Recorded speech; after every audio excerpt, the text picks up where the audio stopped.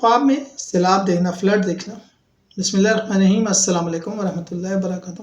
خواب میں سیلاب دیکھنا ایک طاقتور اور پرانگیز علامت ہے جو زندگی میں آنے والے بڑے واقعات، جذبات یا آزمائشوں کی طرف اشارہ کرتی ہے۔ اس لیے خواب کی تعبیر جو ہے اس کی صورتحال، پانی کی کیفیت اور آپ کے رویے پر منحصر ہے۔ پھر بھی میں آپ کو کچھ تعبیریں شیئر کرتا ہوں۔ سیلاب ایک طاقتور قدرتی آفت ہے، اس لیے خواب میں سیلاب دیکھنا اس بات کی علامت ہے کہ آپ کی زندگی میں کوئی بڑی مشکل یا آزمائش آنے والی ہے جو آپ کو صبر اور حکمت سے گزارے گی۔